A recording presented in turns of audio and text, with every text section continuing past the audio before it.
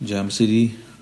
ਅਸੀਂ ਪ੍ਰਾਰਥਨਾ ਕਰਦੇ ਹਾਂ ਅਤੇ ਉਸ ਤੋਂ ਬਾਅਦ ਅਸੀਂ ਫਿਰ ਅਫਸੀਆਂ ਦਾ ਖੱਤ ਉਸਦਾ ਤੀਜਾ ਅਧਿਆਇ ਅਤੇ ਉਸਦੀ 14 ਆਇਤ ਤੋਂ ਲੈ ਕੇ 21 ਆਇਤ ਤੱਕ ਦੇਖਾਂਗੇ। ਆਓ ਪ੍ਰਾਰਥਨਾ ਕਰੀਏ। ਸਰਵ ਸ਼ਕਤੀਮਾਨ ਪਿਤਾ ਪਰਮੇਸ਼ਵਰ, ਤੇਰਾ ਧੰਨਵਾਦ ਕਰਦੇ ਹਾਂ ਅੱਜ ਦੇ ਸਮੇਂ ਲਈ ਜਿਹੜਾ ਤੂੰ ਸਾਨੂੰ ਦਿੱਤਾ ਹੈ।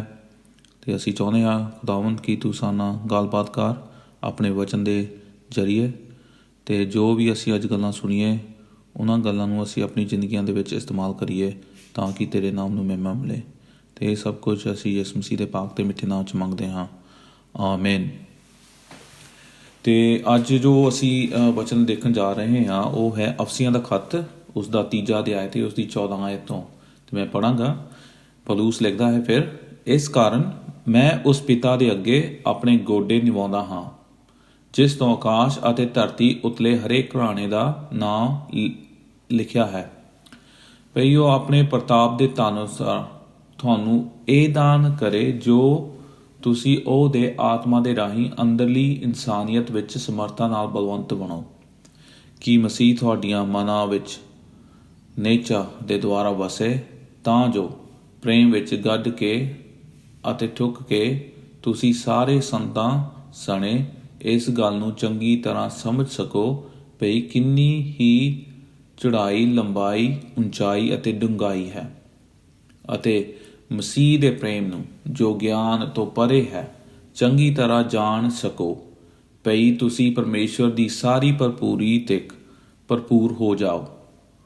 ਹੁਣ ਉਹ ਦੀ ਜਿਹੜਾ ਅਜਿਹਾ ਸਮਰਥ ਹੈ ਕਿ ਜੋ ਕੁਝ ਅਸੀਂ ਮੰਗਦੇ ਜਾਂ ਸੋਚਦੇ ਹਾਂ ਉਸ ਨਾਲੋਂ ਅਤ ਵਧੇਕ ਕਰ ਸਕਦਾ ਹੈ, ਉਸ ਸਮਰਥਾ ਦੇ ਅਨੁਸਾਰ ਜੋ ਤੁਹਾਡੀ ਵਿੱਚ ਕਲੀਸਿਆ ਵਿੱਚ ਅਤੇ ਮਸੀਹ ਯਿਸੂ ਵਿੱਚ ਸਾਰੀਆਂ ਪੀੜ੍ਹੀਆਂ ਤੀਕਰ ਜੁਗੋ ਜੁਗੋ ਉਸ ਦੀ ਵਡਿਆਈ ਹੋਵੇ, ਆਮੀਨ।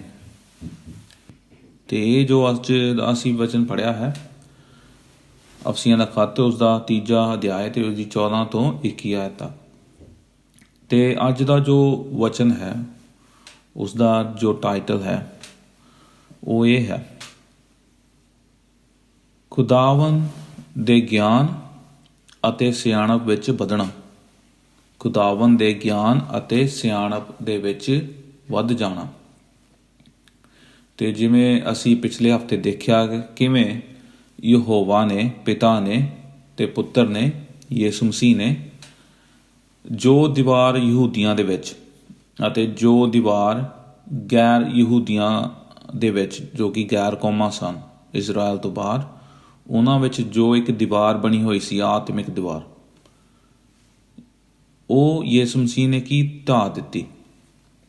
ਅਤੇ ਹੁਣ ਯਿਸੂ ਮਸੀਹ ਦਾ ਪਿਆਰ, ਯਿਸੂ ਮਸੀਹ ਦੀ ਸਿਆਣਪ, ਯਿਸੂ ਮਸੀਹ ਦਾ ਵਚਨ ਨਾ ਹੀ ਸਿਰਫ ਯਹੂਦੀਆਂ ਲਈ ਹੈ ਪਰ ਸਾਰੀਆਂ ਕੌਮਾਂ ਲਈ ਹੈ। ਅਤੇ ਇਹ ਅਸੀਂ ਗੱਲ ਪਿਛਲੇ ਹਫ਼ਤੇ ਦੇਖੀ ਸੀ। ਅਤੇ ਉਸ ਗੱਲ ਉੱਤੇ ਹੀ ਪੌਲੁਸ 14ਵੀਂ ਆਇਤ ਵਿੱਚ ਕਹਿੰਦਾ ਹੈ ਕਿ ਇਸੀ ਕਾਰਨ ਮੈਂ ਪਿਤਾ ਦੇ ਅੱਗੇ ਆਪਣੇ ਗੋਡੇ ਨਿਵਾਉਂਦਾ ਹਾਂ। ਕਿਸ ਕਾਰਨ? ਇਸ ਲਈ ਕਿਉਂਕਿ ਜੋ ਮੁਕਤੀ ਦਾ ਰਾਹ ਯਹੂਦੀਆਂ ਕੋਲ ਸੀ, ਹੁਣ ਉਹ ਮੁਕਤੀ ਦਾ ਰਾਹ ਗੈਰ ਯਹੂਦੀਆਂ ਦੇ ਕੋਲ ਵੀ ਆ ਗਿਆ। ਹੁਣ ਯਹੋਵਾ ਦੀ ਨਜ਼ਰ ਵਿੱਚ, ਪਿਤਾ ਦੀ ਨਜ਼ਰ ਵਿੱਚ ਨਾ ਤਾਂ ਕੋਈ ਯਹੂਦੀ ਹੈ ਅਤੇ ਨਾ ਹੀ ਕੋਈ ਗੈਰ ਯਹੂਦੀ ਹੈ। ਸਭ ਪਰਮੇਸ਼ਵਰ 'ਚ ਇੱਕ ਹਨ, ਕੋਈ ਜਾਤ ਪਾਤ ਦਾ ਰੌਲਾ ਨਹੀਂ ਹੈ ਹੁਣ। ਇਸੇ ਲਈ ਮਸੀਹ ਦੀ ਜੋ ਇੱਕ ਆਸ਼ਾ ਹੈ, ਮਸੀਹ ਦੇ ਵਿੱਚ ਜੋ ਸਾਡਾ ਵਿਸ਼ਵਾਸ ਹੈ ਉਹ ਬਾਕੀਆਂ ਕੌਮਾਂ ਦੇ ਵਿਸ਼ਵਾਸਾਂ ਨਾਲੋਂ ਅਲੱਗ ਹੈ, ਕਿਉਂਕਿ ਮਸੀਹ ਵਿੱਚ ਅਸੀਂ ਹੁਣ ਇੱਕ ਹੋ ਗਏ। ਜਾਤ ਪਾਤ, ਅਮੀਰੀ ਗਰੀਬੀ, ਔਰਤ ਮਰਦ, ਇਹ ਸਭ ਝੰਜਟ ਦੂਰ ਹੋ ਗਏ ਅਤੇ ਹੁਣ ਅਸੀਂ ਮਸੀਹ 'ਚ ਇੱਕ ਹੋ ਗਏ ਹਾਂ। ਇਸੇ ਲਈ ਅਸੀਂ ਹੁਣ ਮਸੀਹ ਦੀ ਸੇਵਾ ਅਤੇ ਮਸੀਹ ਦੇ ਪਿਆਰ ਵਿੱਚ ਵੱਧ ਸਕਦੇ ਹਾਂ ਇੱਕ ਮਨ ਹੋ ਕੇ। ਇਸੇ ਲਈ ਪੌਲੁਸ ਕਹਿੰਦਾ ਹੈ ਕਿ ਇਹਨਾਂ ਗੱਲਾਂ ਦੇ ਕਰਕੇ ਮੈਂ ਪਿਤਾ ਦੇ ਅੱਗੇ ਗੋਡੇ ਟੇਕਦਾ ਹਾਂ। ਉਸ ਦਾ ਕਹਿਣ ਦਾ ਮਤਲਬ ਇਹ ਹੈ ਕਿ ਇਸੇ ਲਈ ਮੈਂ ਹੁਣ ਪ੍ਰਭੂ ਦੇ ਕੋਲ ਆ ਕੇ ਪ੍ਰਾਰਥਨਾ ਕਰਦਾ ਹਾਂ ਅਤੇ ਪ੍ਰਭੂ ਦਾ ਧੰਨਵਾਦ ਕਰਦਾ ਹਾਂ। ਕਿਸ ਗੱਲ ਲਈ? ਅਤੇ ਇਹ ਗੱਲਾਂ ਅਸੀਂ ਦੇਖਾਂਗੇ ਅੱਜ। ਅਤੇ ਮੈਂ ਜਿਹੜੀਆਂ 3 ਗੱਲਾਂ ਲੈ ਕੇ ਆ ਰਿਹਾ ਹਾਂ ਫਿਰ ਜੋ ਕਿ ਅਸੀਂ ਇਸ ਸਾਰ ਵਿੱਚ ਦੇਖਦੇ ਹਾਂ। ਅਤੇ ਜੋ ਅਸੀਂ ਅੱਜ ਗੱਲ ਕਰਨ ਜਾ ਰਹੇ ਹਾਂ ਉਹ ਹੈ ਕਿ ਪੌਲੁਸ ਜੋ ਹੈ ਉਹ ਪ੍ਰਾਰਥਨਾ ਕਰ ਰਿਹਾ ਸੀ ਅਫਸੀਆਂ ਦੇ ਲੋਕਾਂ ਲਈ। ਉਹ ਪ੍ਰਭੂ ਦੇ ਅੱਗੇ ਗੋਡੇ ਨਿਵਾਉਂਦਾ ਹੈ, ਪ੍ਰਾਰਥਨਾ ਕਰਦਾ ਹੈ। ਕਿਹਨਾਂ ਗੱਲਾਂ ਲਈ? ਅਸੀਂ ਅੱਜ ਉਹ ਦੇਖਾਂਗੇ। ਅਤੇ ਪਹਿਲੀ ਗੱਲ ਜੋ ਹੈ ਉਹ ਹੈ ਕਿ ਇਹ ਮੈਂ ਸਵਾਲ ਪੁੱਛਣ ਜਾ ਰਿਹਾ ਹਾਂ ਕਿ ਪੌਲੁਸ ਕਿਉਂ ਪ੍ਰਾਰਥਨਾ ਕਰ ਰਿਹਾ ਸੀ? ਪੌਲੁਸ ਕਿਉਂ ਪ੍ਰਾਰਥਨਾ ਕਰ ਰਿਹਾ ਸੀ? ਜਿਵੇਂ ਕਿ ਮੈਂ ਪਹਿਲਾਂ ਵੀ ਕਿਹਾ, ਪੌਲੁਸ ਇਸ ਲਈ ਪ੍ਰਾਰਥਨਾ ਕਰ ਰਿਹਾ ਸੀ ਤਾਂ ਕਿ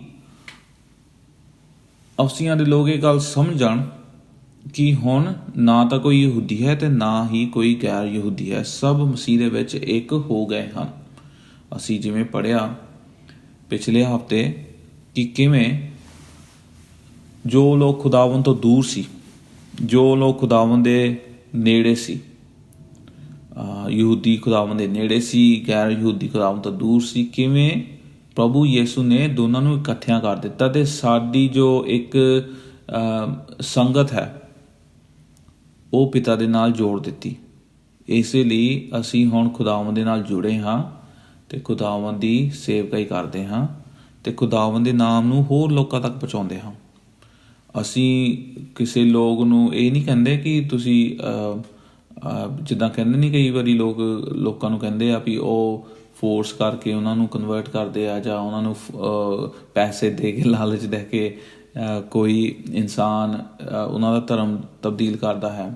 ਜੇ ਅਸੀਂ ਅਫਸੀਆਂ ਦੇ ਲੋਕਾਂ ਦੀ ਗੱਲ ਕਰੀਏ, ਜਦੋਂ ਇਹਨਾਂ ਦੇ ਕੋਲ ਖੁਦਾਵੰਦ ਦਾ ਵਚਨ ਪਹੁੰਚਿਆ ਅਤੇ ਪਵਿੱਤਰ ਆਤਮਾ ਨੇ ਇਹਨਾਂ ਦੇ ਦਿਲਾਂ ਨੂੰ ਕਾਇਲ ਕੀਤਾ ਅਤੇ ਇਹ ਆਪਣੇ ਆਪ ਆਪਣੇ ਮਾੜੇ ਕੰਮ, ਅੰਧਕਾਰ ਦੇ ਕੰਮ ਛੱਡ ਕੇ ਰਸੂਲਾਂ ਦੀ ਗੱਲਾਂ ਨੂੰ ਸੁਣਨ ਲੱਗ ਪਏ ਅਤੇ ਖੁਦਾਵੰਦ ਨੇ ਇਹਨਾਂ ਲੋਕਾਂ ਦੇ ਦਿਲਾਂ ਨੂੰ ਬਦਲ ਦਿੱਤਾ।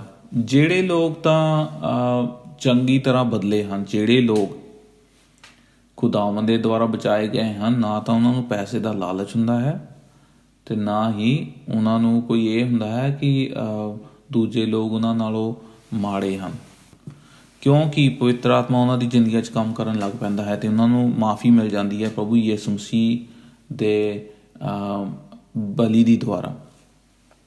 ਇਸ ਲਈ ਉਹ ਵਿਸ਼ਵਾਸ ਕਰਦੇ ਹਾਂ, ਜਿਵੇਂ ਕਿ ਅਸੀਂ ਵੀ ਕੀਤਾ। ਅਸੀਂ ਵੀ ਗੈਰ ਕੌਮਾਂ ਤੋਂ ਆਉਂਦੇ ਹਾਂ, ਪਰ ਹੁਣ ਅਸੀਂ ਮਸੀਹ ਦੇ ਵਿੱਚ ਹਾਂ ਅਤੇ ਇਹ ਸਾਡਾ ਵਿਸ਼ਵਾਸ ਹੈ। ਅਤੇ ਪੌਲੁਸ ਵੀ ਉਸ ਵਿਸ਼ਵਾਸ ਦੇ ਕਰਕੇ ਪ੍ਰਾਰਥਨਾ ਕਰ ਰਿਹਾ ਸੀ ਅਤੇ ਉਹ ਕਹਿੰਦਾ ਸੀਗਾ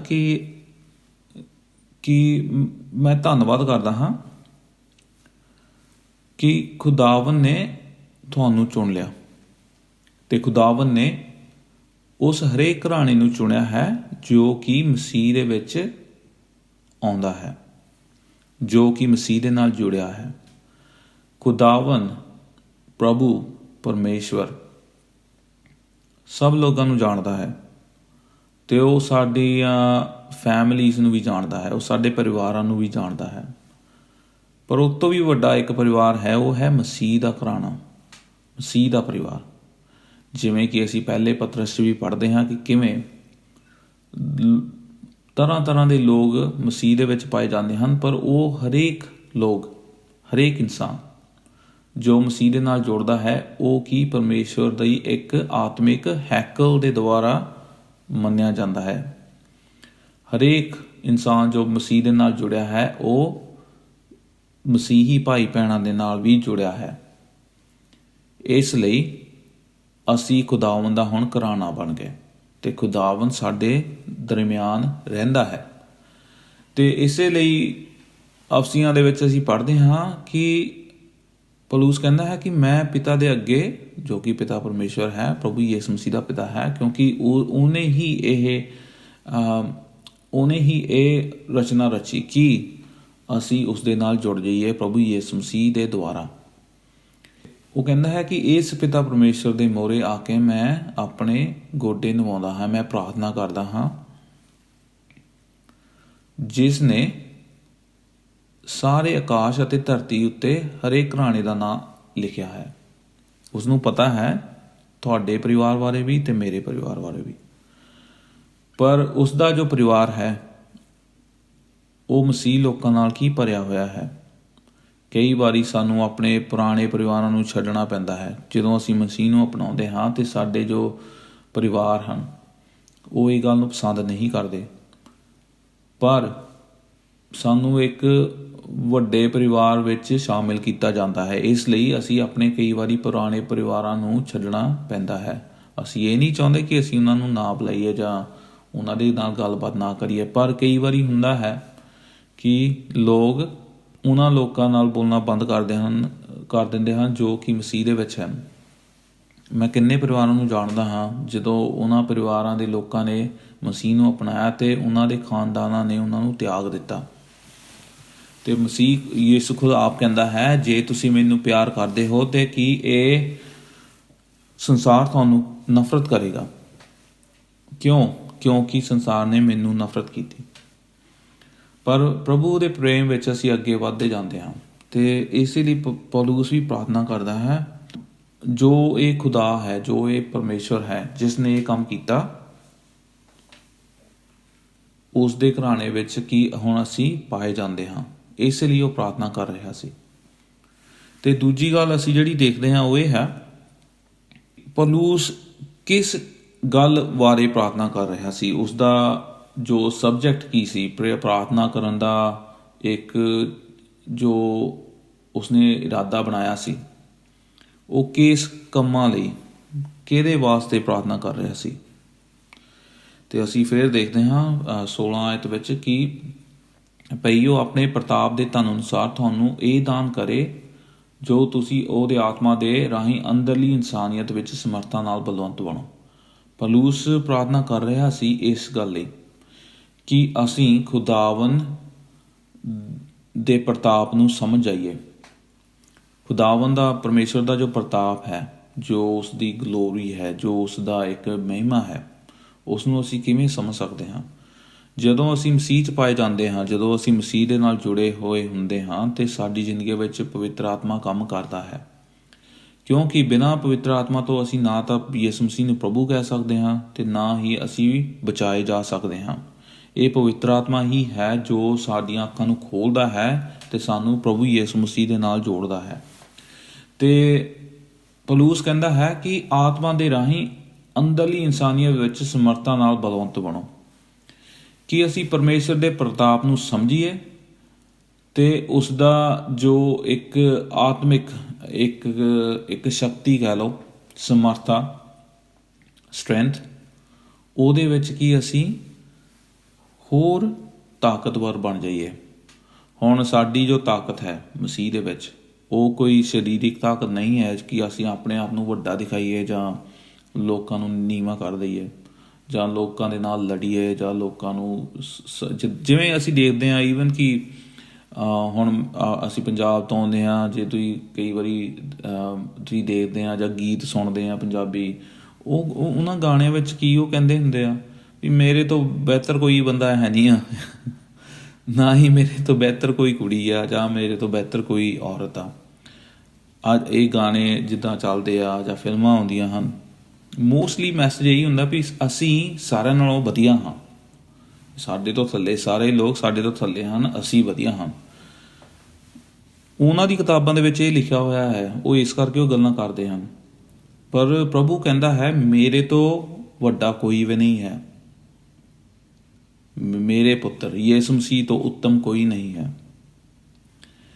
ਅਤੇ ਇਹ ਜੋ ਇੱਕ ਸਮਰਥਾ ਹੈ ਜਿਹਦੇ ਵਿੱਚ ਅਸੀਂ ਬਲਵੰਤ ਬਣਨਾ ਹੈ, ਉਹ ਸਮਰਥਾ ਹਲੀਮੀ ਦੇ ਨਾਲ ਆਉਂਦੀ ਹੈ, ਆਪਣੇ ਆਪ ਨੂੰ ਨੀਵਾਂ ਕਰਕੇ। ਹੁਣ ਅਸੀਂ ਇਹ ਨਹੀਂ ਕਹਿੰਦੇ ਕਿ ਆਪਣੇ ਆਪ ਨੂੰ ਨੀਵਾਂ ਕਰੋ ਅਤੇ ਆਪਣੇ ਆਪ ਨੂੰ ਤੁੱਛ ਜਾਣੋ, ਮੈਂ ਇਹ ਨਹੀਂ ਕਹਿੰਦਾ। ਪਰ ਪ੍ਰਭੂ ਦੇ ਵਿੱਚ ਜਦੋਂ ਅਸੀਂ ਆਉਂਦੇ ਹਾਂ, ਸਾਨੂੰ ਪਤਾ ਲੱਗ ਜਾਂਦਾ ਹੈ ਕਿ ਸਾਡੇ ਕੋਲ ਕੋਈ ਸਮਰਥਾ ਨਹੀਂ ਹੈ ਅਤੇ ਸਾਡੇ ਵਿੱਚ ਕੋਈ ਇੱਦਾਂ ਦਾ ਕੋਈ ਗੁਣ ਨਹੀਂ ਹੈ ਜਿਹਦੇ ਨਾਲ ਅਸੀਂ ਲੋਕਾਂ ਨੂੰ ਇੰਪਰੈਸ ਕਰ ਸਕੀਏ ਜਾਂ ਪ੍ਰਭੂ ਨੂੰ ਇੰਪਰੈਸ ਕਰ ਸਕੀਏ। ਲੋਕਾਂ ਨੂੰ ਤਾਂ ਅਸੀਂ ਇੰਪਰੈਸ ਕਰ ਸਕਦੇ ਹਾਂ ਆਪਣੇ ਗੀਤਾਂ ਦੇ ਰਾਹੀਂ, ਆਪਣੇ ਕੱਪੜਿਆਂ ਦੇ ਰਾਹੀਂ, ਆਪਣੇ ਪੈਸੇ ਦੇ ਰਾਹੀਂ, ਆਪਣੇ ਧਨ ਦੌਲਤ ਦੇ ਰਾਹੀਂ, ਕਾਰਾਂ, ਅਸੀਂ ਹੌਲੀਡੇ ਫੋਟੋਆਂ ਪਾ ਦਿੰਦੇ ਹਾਂ ਫੇਸਬੁੱਕ ਦੇ ਉੱਤੇ ਅਤੇ ਅਸੀਂ ਲੋਕਾਂ ਨੂੰ ਸ਼ੋਅ ਕਰ ਦਿੰਦੇ ਹਾਂ ਵੀ ਸਾਡੇ ਕੋਲ ਤੋਂ ਬਿਹਤਰ ਤਾਂ ਹੈ ਹੀ ਨਹੀਂ ਕੋਈ ਇਨਸਾਨ। ਪਰ ਅਸੀਂ ਇੰਪਰੈਸ ਨਹੀਂ ਕਰ ਸਕਦੇ ਪ੍ਰਭੂ ਨੂੰ ਨਹੀਂ ਅਸੀਂ ਇੰਪਰੈਸ ਕਰ ਸਕਦੇ। ਆਪਣੇ ਧਨ ਦੌਲਤ ਦੇ ਰਾਹੀਂ, ਆਪਣੇ ਦਾਨ ਪੁੰਨ ਦੇ ਰਾਹੀਂ, ਆਪਣੀ ਸਮਰਥਾ ਦੇ ਰਾਹੀਂ ਅਸੀਂ ਕਿਸੇ ਨੂੰ ਤਾਂ ਕਰ ਸਕਦੇ ਹਾਂ ਇੰਪ੍ਰੈਸ, ਪਰ ਪ੍ਰਭੂ ਨੂੰ ਨਹੀਂ ਕਰ ਸਕਦੇ। ਅਤੇ ਪੌਲੁਸ ਵੀ ਇਹੀ ਕਹਿੰਦਾ ਹੈ ਕਿ ਅਸੀਂ ਪਰਮੇਸ਼ਵਰ ਦੀ ਸਮਰਥਾ ਵਿੱਚ ਵਧੀਆ ਕਿਵੇਂ ਵਧਣਾ ਹੈ। ਅਸੀਂ ਹਲੀਮੀ ਦੇ ਨਾਲ, ਪ੍ਰਭੂ ਦੀਆਂ ਗੱਲਾਂ ਨੂੰ ਮੰਨ ਕੇ। ਅਤੇ ਇਸੇ ਲਈ ਉਹ ਪ੍ਰਾਰਥਨਾ ਕਰਦਾ ਹੈ ਚਰਚ ਦੇ ਲਈ, ਕਲੀਸਿਆ ਦੇ ਲਈ। ਉਹ ਕਹਿੰਦਾ ਹੈ ਕਿਉਂਕਿ ਪ੍ਰਭੂ ਪਰਮੇਸ਼ਵਰ ਇਸ ਸੰਸਾਰ ਦਾ ਜੋ ਰਚਨਹਾਰ ਹੈ, ਕਿਉਂਕਿ ਉਹ ਪਰਮੇਸ਼ਵਰ ਦੇ ਲੋਕਾਂ ਦੇ ਵਿੱਚ ਰਹਿੰਦਾ ਹੈ, ਇਸ ਲਈ ਸਾਨੂੰ ਇਹ ਗੱਲ ਨੂੰ ਜਾਣਨ ਦੀ ਲੋੜ ਹੈ ਕਿ ਅਸੀਂ ਉਸ ਦੀ ਸਮਰਥਾ ਵਿੱਚ ਇੰਝ ਵੱਧ ਸਕਦੇ ਹਾਂ ਹਲੀਮੀ ਦੇ ਨਾਲ, ਅਤੇ ਇਹ ਮੰਨ ਕੇ ਕਿ ਵਾਕਈ ਹੀ ਖੁਦਾਵੰਦ ਆਪਣੇ ਲੋਕਾਂ 'ਚ ਰਹਿੰਦਾ ਹੈ। ਅਤੇ ਪੌਲੁਸ ਫੇਰ ਲਿਖਦਾ ਹੈ 17ਵੀਂ ਆਇਤ ਵਿੱਚ ਕਿ ਮਸੀਹ ਤੁਹਾਡੇ ਮਨਾਂ ਵਿੱਚ ਨਿਹਚਾ ਦੇ ਦੁਆਰਾ ਵਸੇ ਵਸੇ ਤਾਂ ਜੋ ਪਰਮੇਸ਼ਵਰ ਦੇ ਪ੍ਰੇਮ ਵਿੱਚ ਅਸੀਂ ਇੱਕ ਮਨ ਹੋ ਜਾਈਏ, ਇੱਕ ਮਨ ਦੇ ਨਾਲ ਖੜੇ ਹੋ ਜਾਈਏ ਪਰਮੇਸ਼ਵਰ ਦੇ ਪ੍ਰੇਮ ਦੇ ਵਿੱਚ। ਅਤੇ ਪੌਲੁਸ ਜੋ ਪ੍ਰਾਰਥਨਾ ਕਰ ਰਿਹਾ ਸੀ ਉਸ ਦਾ ਮਕਸਦ ਇਹ ਸੀ ਕਿ ਅਸੀਂ ਮਸੀਹ ਦੇ ਵਿੱਚ ਵੱਧ ਜਾਈਏ, ਮਸੀਹ ਦੇ ਵਿਸ਼ਵਾਸ ਦੇ ਵਿੱਚ, ਅਤੇ ਮਸੀਹ ਸਾਡੇ ਮਨਾਂ ਵਿੱਚ ਨਿਵਾਸ ਕਰੇ, ਅਤੇ ਸਾਡੀ ਜ਼ਿੰਦਗੀਆਂ ਦੇ ਵਿੱਚ ਮਸੀਹ ਦੀ ਗੱਲ ਹੋਵੇ, ਸਾਡੀ ਜ਼ਿੰਦਗੀਆਂ ਦੇ ਵਿੱਚ ਮਸੀਹ ਦੀ ਮਹਿਮਾ ਹੋਵੇ, ਸਾਡੀ ਜ਼ਿੰਦਗੀਆਂ ਦੇ ਵਿੱਚ ਮਸੀਹ ਨੂੰ ਉੱਤਮ ਜਾਣਿਆ ਜਾਵੇ। ਅਤੇ ਫਿਰ ਪੌਲੁਸ ਕਹਿੰਦਾ ਹੈ ਤੁਸੀਂ ਸਾਰੇ ਸੰਤਾਂ ਸਣੇ ਇਸ ਗੱਲ ਨੂੰ ਚੰਗੀ ਤਰ੍ਹਾਂ ਸਮਝ ਸਕੋ ਪਈ ਕਿੰਨੀ ਹੀ ਚੌੜਾਈ, ਲੰਬਾਈ, ਉਚਾਈ ਅਤੇ ਡੂੰਘਾਈ ਹੈ ਇਸ ਪ੍ਰੇਮ ਦੀ। ਯਿਸੂ ਮਸੀਹ ਦਾ ਪ੍ਰੇਮ ਜੋ ਤੁਹਾਡੇ ਲਈ ਹੈ ਉਹ ਸੰਸਾਰ ਦੇ ਪ੍ਰੇਮਾਂ ਤੋਂ ਕਿਤੇ ਉੱਤਮ ਹੈ।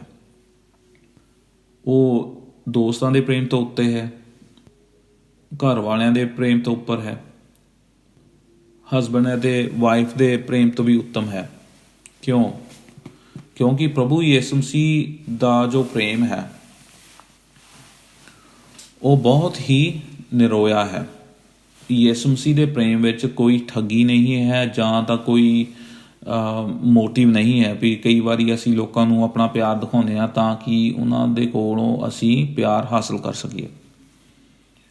ਪ੍ਰਭੂ ਯਿਸੂ ਮਸੀਹ ਨੇ ਸਾਨੂੰ ਪ੍ਰੇਮ ਕੀਤਾ ਜਦੋਂ ਅਸੀਂ ਪ੍ਰਭੂ ਯਿਸੂ ਮਸੀਹ ਨੂੰ ਜਾਣਦੇ ਵੀ ਨਹੀਂ ਸੀ, ਅਤੇ ਉਸਨੇ ਸਾਡੇ ਪਾਪਾਂ ਲਈ ਆਪਣੇ ਆਪ ਨੂੰ ਬਲੀ ਚੜਾ ਦਿੱਤਾ ਸਲੀਬ ਉੱਤੇ, ਅਤੇ ਉਸਦੇ ਸਲੀਬ ਉੱਤੇ ਮਾਰੇ ਜਾਣ ਕਰਕੇ ਅਤੇ ਉਸ ਦੇ ਜਿੰਦਾ ਹੋ ਜਾਣ ਕਰਕੇ ਸਾਨੂੰ ਹੁਣ ਮਾਫੀ ਮਿਲ ਗਈ, ਅਤੇ ਸਾਨੂੰ ਹੁਣ ਪ੍ਰਭੂ ਦਾ ਪ੍ਰੇਮ ਮਿਲ ਗਿਆ।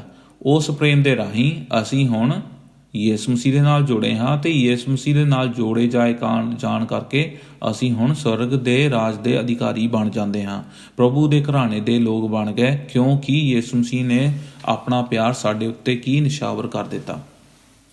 ਇਹ ਪ੍ਰੇਮ ਹੈ, ਇਹ ਸੱਚਾ ਪ੍ਰੇਮ ਹੈ।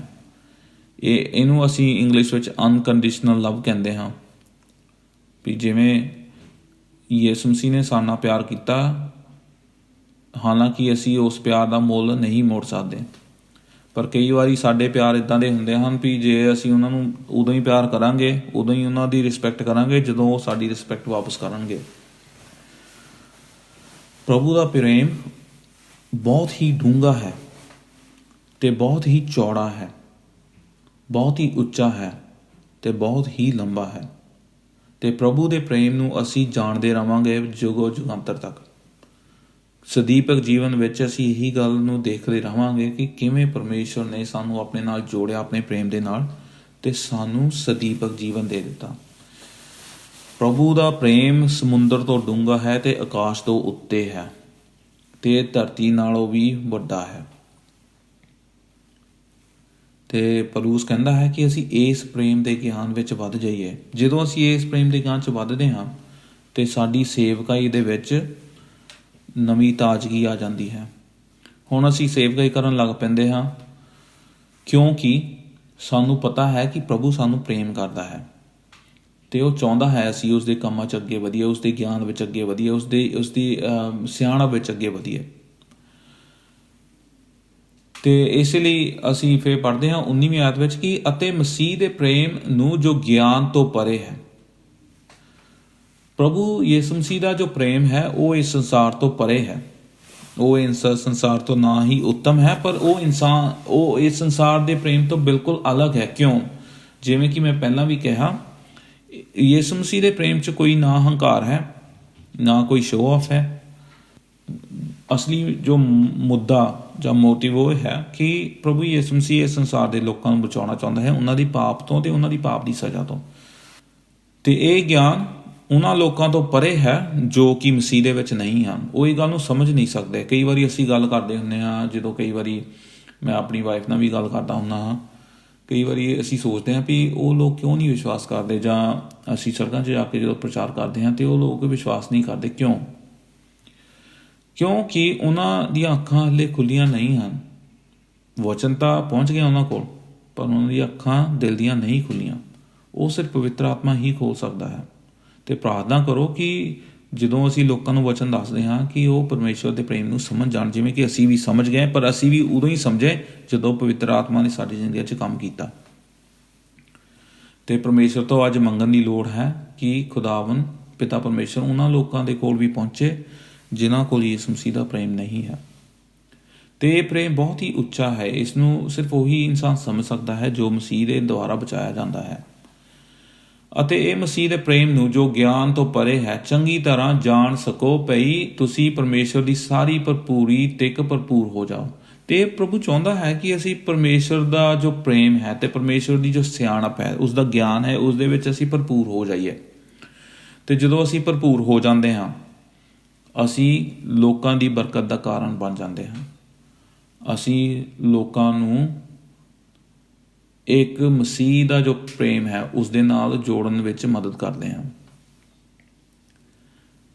ਇਹੀ ਸਾਡਾ ਕੰਮ ਹੈ, ਕਿਉਂਕਿ ਹੁਣ ਅਸੀਂ ਪਰਮੇਸ਼ਵਰ ਦੇ ਬੇਟੇ ਅਤੇ ਬੇਟੀਆਂ ਹਾਂ।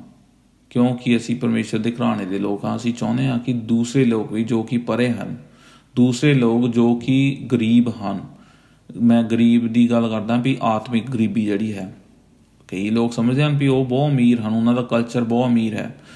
ਮੈਂ ਕਿਸੇ ਕਲਚਰ ਨੂੰ ਨਹੀਂ ਅਟੈਕ ਕਰਦਾ, ਪਰ ਅਲਟੀਮੇਟਲੀ ਜੋ ਖੁਦਾ ਕਹਿੰਦਾ ਹੈ ਜਾਂ ਜੋ ਪਰਮੇਸ਼ਵਰ ਕਹਿੰਦਾ ਹੈ ਉਹ ਗੱਲ ਜ਼ਿਆਦਾ ਬਿਹਤਰ ਹੈ ਉਹਦੇ ਤੋਂ ਜੋ ਕਿ ਮਨੁੱਖ ਕਹਿੰਦੇ ਹਨ।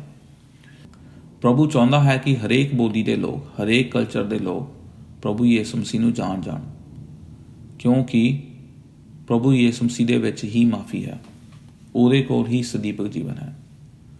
ਅਤੇ ਅਸੀਂ ਗੱਲ ਕਰਦੇ ਹਾਂ ਫਿਰ ਕਿ ਕਿਵੇਂ ਪੌਲੁਸ ਪ੍ਰਾਰਥਨਾ ਕਰਦਾ ਹੈ ਕਿ ਅਸੀਂ ਇਹਨਾਂ ਗੱਲਾਂ ਦੇ ਵਿੱਚ ਵੱਧ ਜਾਈਏ। ਜੇ ਪਰਮੇਸ਼ਰ ਦੇ ਲੋਕ ਗਿਆਨ ਦੇ ਵਿੱਚ ਨਹੀਂ ਵੱਧਦੇ ਅਤੇ ਜੇ ਪਰਮੇਸ਼ਰ ਦੇ ਲੋਕ ਸਿਆਣੇ ਨਹੀਂ ਹਨ, ਅਤੇ ਫਿਰ ਅਸੀਂ ਕਿਵੇਂ ਕਹਿ ਸਕਦੇ ਹਾਂ ਕਿ ਪਰਮੇਸ਼ਰ ਸਾਡੀ ਜ਼ਿੰਦਗੀ ਵਿੱਚ ਕੰਮ ਕਰ ਰਿਹਾ ਹੈ। ਇਸੇ ਲਈ ਅਸੀਂ ਚਾਹੁੰਦੇ ਹਾਂ ਕਿ ਅਸੀਂ ਪ੍ਰਭੂ ਦੇ ਗਿਆਨ ਵਿੱਚ ਵਧੀਏ। ਅਤੇ ਸਾਨੂੰ ਇਹ ਪਤਾ ਹੋਣਾ ਚਾਹੀਦਾ ਹੈ ਕਿ ਅਸੀਂ ਸਿਰਫ ਮਸੀਹ ਦੇ ਵਿੱਚ ਹੀ ਭਰਪੂਰ ਹੁੰਦੇ ਹਾਂ। ਅਸੀਂ ਕਲੂਸੀਆਂ ਦੇ ਖੱਤ ਵੀ ਪੜ੍ਹਦੇ ਹਾਂ ਵੀ ਕਿਵੇਂ ਪੌਲੁਸ ਕਹਿੰਦਾ ਹੈ ਕਿ ਤੁਸੀਂ ਹੁਣ ਭਰਪੂਰ ਹੋ ਮਸੀਹ ਦੇ ਵਿੱਚ, ਤੁਸੀਂ ਅਧੂਰੇ ਨਹੀਂ ਹੋ। ਕਈ ਲੋਕਾਂ ਨੂੰ ਲੱਗਦਾ ਹੈ ਉਹ ਅਧੂਰੇ ਹਨ, ਕਈ ਮਸੀਹ ਲੋਕਾਂ ਨੂੰ ਵੀ ਲੱਗਦਾ ਹੈ ਉਹ ਅਧੂਰੇ ਹਨ ਕਿਉਂਕਿ ਉਹ ਬਾਹਰ ਨਹੀਂ ਗਏ, ਜਾਂ ਉਹਨਾਂ ਦੇ ਕੋਲ ਕਿੰਨਾ ਪੈਸਾ ਨਹੀਂ ਹੈ, ਜਾਂ ਉਹਨਾਂ ਦੇ ਕੋਲ ਤਸੱਲੀ ਨਹੀਂ ਹੈ। ਇਹ ਚੀਜ਼ਾਂ ਜੋ ਦੁਨਿਆਵੀ ਚੀਜ਼ਾਂ ਹਨ, ਜੋ ਕਿ ਦੁਨੀਆ ਇਹਨਾਂ ਚੀਜ਼ਾਂ ਦੇ ਮਗਰ ਭੱਜਦੀਆਂ ਹਨ। ਜੇ ਅਸੀਂ ਇਹਨਾਂ ਚੀਜ਼ਾਂ ਦੇ ਮਗਰ ਭੱਜਦੇ ਹਾਂ ਤਾਂ ਅਸੀਂ ਫਿਰ ਕਿਵੇਂ ਕਹਿ ਸਕਦੇ ਹਾਂ ਕਿ ਅਸੀਂ ਮਸੀਹ ਦੇ ਵਿੱਚ ਭਰਪੂਰ ਹਾਂ। ਜਿੱਥੇ ਵੀ ਤੁਸੀਂ ਬੈਠੇ ਹੋ, ਜਿੱਥੇ ਵੀ ਤੁਸੀਂ ਸੇਵਕਾਈ ਕਰ ਰਹੇ ਹੋ, ਜਿੱਥੇ ਵੀ ਖੁਦਾਵੰਦ ਨੇ ਤੁਹਾਨੂੰ ਚੁਣਿਆ ਹੈ, ਉਹਦੇ ਪਿੱਛੇ ਖੁਦਾਵੰਦ ਦਾ ਇੱਕ ਮਕਸਦ ਹੈ। ਉਹ ਮਕਸਦ ਨੂੰ ਜਾਣਨ ਦੀ ਕੋਸ਼ਿਸ਼ ਸਾਨੂੰ ਕਰਨੀ ਚਾਹੀਦੀ ਹੈ। ਉਸ ਮਕਸਦ ਦੇ ਵਿੱਚ ਹੀ ਪ੍ਰਭੂ ਦੀ ਸਿਆਣਪ ਅਤੇ ਗਿਆਨ ਲੁਕਿਆ ਹੋਇਆ ਹੈ। ਅਤੇ ਇਸੇ ਲਈ ਅਸੀਂ ਚਾਹੁੰਦੇ ਹਾਂ ਕਿ ਤੁਸੀਂ ਇਹ ਗੱਲ ਨੂੰ ਸਮਝੋ ਕਿ ਜਿੱਥੇ ਵੀ ਤੁਸੀਂ ਬੈਠੇ ਹੋ, ਕੋਈ ਕਿਸੇ ਵੀ ਹਾਲਾਤ ਵਿੱਚ ਹੋ, ਤੁਸੀਂ ਪ੍ਰਭੂ ਯਿਸੂ ਮਸੀਹ ਦੇ ਵਿੱਚ ਤੁਸੀਂ ਕੰਪਲੀਟ ਹੋ, ਭਰਪੂਰ ਹੋ, ਕਿਉਂਕਿ ਪ੍ਰਭੂ ਯਿਸੂ ਮਸੀਹ ਤੁਹਾਡੇ ਨਾਲ ਹੈ। ਅਤੇ ਤੀਜੀ ਗੱਲ ਇਹ ਹੈ ਜਿਹੜੀ ਪੌਲੁਸ ਪ੍ਰਾਰਥਨਾ ਕਰ ਰਿਹਾ ਹੈ। ਅਸੀਂ ਦੇਖਿਆ ਵੀ ਪੌਲੁਸ ਕਿਉਂ ਪ੍ਰਾਰਥਨਾ ਕਰਦਾ ਹੈ ਅਤੇ ਕਿਸ ਲਈ ਪ੍ਰਾਰਥਨਾ ਕਰਦਾ ਹੈ, ਅਤੇ ਇਸ ਪ੍ਰਾਰਥਨਾ ਦਾ ਅੰਤਿਮ ਫਲ ਕੀ ਹੈ।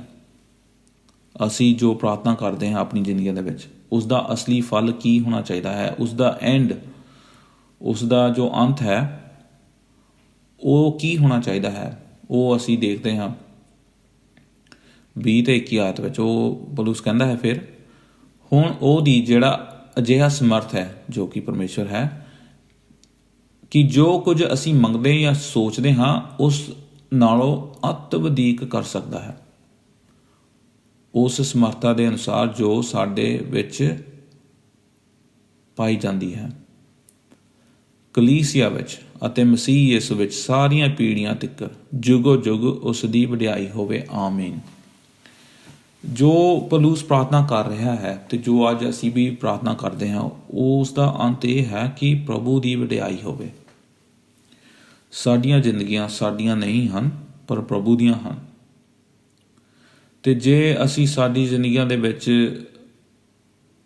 ਚੰਗਾਈ ਪਾਉਂਦੇ ਹਾਂ ਜਾਂ ਚਾਹੁੰਦੇ ਹਾਂ, ਉਹ ਕਿਉਂ ਹੋਇਆ? ਉਸ ਦੀ ਵਜ੍ਹਾ ਕੀ ਹੈ?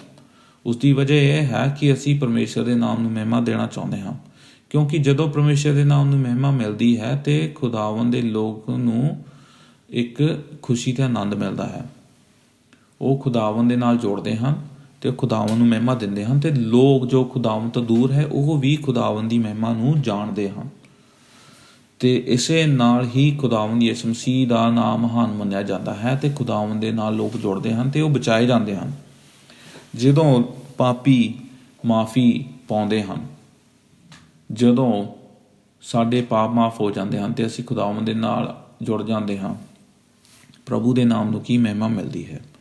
ਇਸੇ ਲਈ ਅਸੀਂ ਪੜ੍ਹਦੇ ਹਾਂ ਮੱਤੀ ਦੀ ਇੰਜੀਲ ਉਸ ਦਾ 28 ਅਧਿਆਇ, ਕਿਵੇਂ ਯਿਸੂ ਮਸੀਹ ਕਹਿੰਦਾ ਹੈ ਕਿ ਮੇਰੇ ਨਾਮ ਦਾ ਪ੍ਰਚਾਰ ਕਰੋ ਤੇ ਲੋਕਾਂ ਨੂੰ ਉਹ ਗੱਲਾਂ ਸਿਖਾਓ ਜਿਹੜੀਆਂ ਕਿ ਮੈਂ ਤੁਹਾਨੂੰ ਦੱਸੀਆਂ ਹਨ।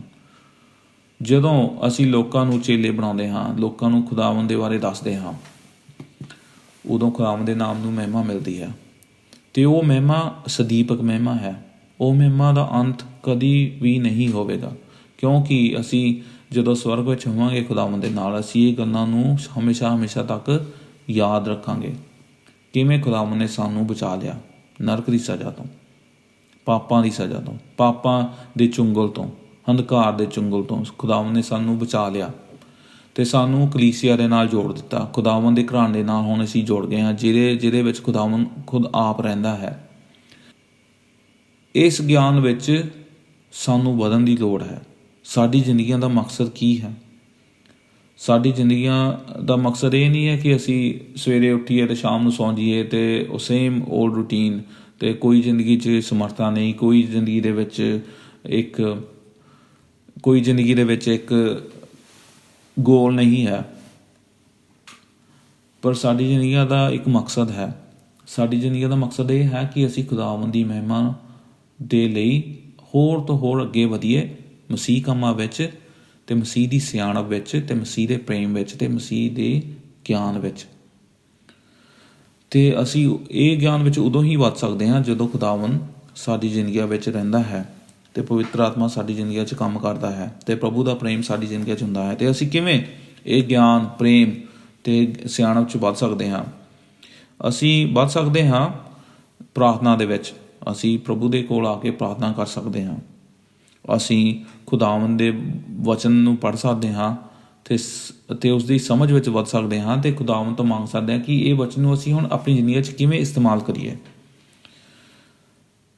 ਤੇ ਜਿਹੜਾ ਇਨਸਾਨ ਹਰੇਕ ਦਿਨ ਵਚਨ ਪੜ੍ਹਦਾ ਹੈ ਤੇ ਉਸ ਦਾ ਸਹੀ ਇਸਤੇਮਾਲ ਆਪਣੀ ਜ਼ਿੰਦਗੀ 'ਚ ਕਰਦਾ ਹੈ, ਉਸ ਵਿੱਚ ਖੁਦਾਵੰਦ ਦੀ ਸਿਆਣਪ ਵੀ ਵੱਧਦੀ ਹੈ। ਅਸੀਂ ਖੁਦਾਵੰਦ ਦੀ ਸਿਆਣਪ 'ਚ ਵੱਧ ਸਕਦੇ ਹਾਂ, ਖੁਦਾਵੰਦ ਦੇ ਨਾਮ ਨੂੰ ਮਹਿਮਾ ਦੇ ਕੇ, ਉਸ ਦੇ ਨਾਮ ਨੂੰ ਇੱਕ ਕਦਰ ਦੇ ਕੇ ਸਾਡੀ ਜ਼ਿੰਦਗੀਆਂ ਦੇ ਵਿੱਚ। ਖੁਦਾਵੰਦ ਦੇ ਨਾਮ ਦੀ ਕਦਰ ਸਾਡੀ ਜ਼ਿੰਦਗੀ 'ਚ ਹੋਣੀ ਚਾਹੀਦੀ ਹੈ। ਖੁਦਾਵੰਦ ਦੇ ਲੋਕਾਂ ਲਈ ਸਾਡੇ ਜ਼ਿੰਦਗੀਆਂ ਦੇ ਵਿੱਚ ਪ੍ਰੇਮ ਹੋਣਾ ਚਾਹੀਦਾ ਹੈ ਤੇ ਸਾਨੂੰ ਪਤਾ ਹੋਣਾ ਚਾਹੀਦਾ ਹੈ ਕਿ ਜੋ ਖੁਦਾਵੰਦ ਨੇ ਸਾਨੂੰ ਗਿਫਟ ਦਿੱਤੇ ਹਨ, ਜੋ ਸਾਨੂੰ ਐਬਿਲਿਟੀਜ਼ ਦਿੱਤੀਆਂ ਹਨ, ਜੋ ਸਾਨੂੰ ਸਮਰੱਥਾ ਦਿੱਤੀ ਹੈ, ਉਹ ਸਾਡੇ ਵਾਸਤੇ ਨਹੀਂ ਹੈ, ਉਹ ਖੁਦਾਵੰਦ ਦੀ ਮਹਿਮਾ ਵਾਸਤੇ ਹੈ। ਉਹ ਖੁਦਾਵੰਦ ਦੇ ਘਰਾਣੇ ਦੇ ਅੱਗੇ ਵਧਣ ਦੇ ਲਈ ਹੈ। ਜਦੋਂ ਖੁਦਾਵੰਦ ਸਾਨੂੰ ਕੋਈ ਤੋਹਫਾ ਦਿੰਦਾ ਹੈ ਜਾਂ ਸਾਨੂੰ ਕੋਈ ਐਬਿਲਿਟੀ ਦਿੰਦਾ ਹੈ ਤਾਂ ਕਿ ਅਸੀਂ ਉਹਨਾਂ ਕੰਮਾਂ ਦੇ ਨੂੰ ਕਰ ਸਕੀਏ ਜੋ ਖੁਦਾਵੰਦ ਸਾਡੇ ਕੋਲ ਚਾਹੁੰਦਾ ਹੈ। ਅਸੀਂ ਖੁਦਾਵੰਦ ਦੇ ਕੰਮ ਆਪਣੇ ਨਾਮ ਲਈ ਨਹੀਂ ਕਰਦੇ ਕਿ ਸਾਡਾ ਨਾਮ ਦੂਜੇ ਲੋਕਾਂ ਤੋਂ ਵਧੀਆ ਹੋ ਜਾਵੇ। ਅਸੀਂ ਇਹ ਕੰਮ ਕਰਦੇ ਹਾਂ ਤਾਂ ਕਿ ਖੁਦਾਵੰਦ ਦਾ ਨਾਂ ਸਾਡੇ ਵਿੱਚ ਵਧੀਆ ਮੰਨਿਆ ਜਾਵੇ ਅਤੇ ਖੁਦਾਵੰਦ ਦੇ ਨਾਮ ਨੂੰ ਮਹਿਮਾ ਮਿਲੇ ਅਤੇ ਖੁਦਾਵੰਦ ਦੇ ਨਾਮ ਨੂੰ ਪਵਿੱਤਰ ਮੰਨਿਆ ਜਾਵੇ। ਅਤੇ ਇਵੇਂ ਹੀ ਅਸੀਂ ਪ੍ਰਾਰਥਨਾ ਵੀ ਕਰਦੇ ਹਾਂ। ਪ੍ਰਭੂ ਦੀ ਪ੍ਰਾਰਥਨਾ ਜੋ ਹੈ, ਹੇ ਪਿਤਾ ਜੋ ਤੂੰ ਅਸਮਾਨ 'ਚ ਹੈ, ਤੇਰਾ ਨਾਮ ਪਾਕ ਮੰਨਿਆ ਜਾਵੇ। ਤੇਰੇ ਨਾਮ ਨੂੰ ਲੋਕ ਪਾਕ ਕਹਿਣ ਅਤੇ ਤੇਰੇ ਨਾਮ ਨੂੰ ਲੋਕ ਕੀ ਕਦਰ ਦੇਣ। ਅਤੇ ਇਹੀ ਪਹਿਲਾ ਮਕਸਦ ਹੈ ਸਾਡੀ ਪ੍ਰਾਰਥਨਾ ਦਾ, ਇਹੀ ਪਹਿਲਾ ਮਕਸਦ ਹੈ ਸਾਡੀ ਜ਼ਿੰਦਗੀਆਂ ਦਾ। ਅਤੇ ਜੇ ਇਹ ਮਕਸਦ ਤੁਹਾਡੀ ਜ਼ਿੰਦਗੀ 'ਚ ਹੈ ਤਾਂ ਤੁਹਾਨੂੰ ਖੁਸ਼ ਹੋਣ ਦੀ ਲੋੜ ਹੈ, ਕਿਉਂਕਿ ਖੁਦਾਵੰਦ ਤੁਹਾਡੀ ਜ਼ਿੰਦਗੀ 'ਚ ਕੰਮ ਕਰਦਾ ਹੈ। ਜੇ ਇਹ ਮੋਟਿਵ ਜਾਂ ਗੋਲ ਤੁਹਾਡੀ ਜ਼ਿੰਦਗੀ 'ਚ ਨਹੀਂ ਹੈ ਅਤੇ ਫਿਰ ਤੁਸੀਂ ਕਿਵੇਂ ਕਹਿ ਸਕਦੇ ਹੋ ਕਿ ਤੁਸੀਂ ਮਸੀਹ ਦੇ ਨਾਲ ਜੁੜੇ ਹੋ। ਅਤੇ ਅੱਜ ਸਾਨੂੰ ਆਪਣੇ ਦਿਲਾਂ ਨੂੰ ਜਾਂਚਣ ਦੀ ਲੋੜ ਹੈ ਅਤੇ ਜੇ ਸਾਡੀ ਜ਼ਿੰਦਗੀ 'ਚ ਪਾਪ ਹੈ ਤਾਂ ਸਾਨੂੰ ਮਾफ़ੀ ਮੰਗਣ ਦੀ ਲੋੜ ਹੈ।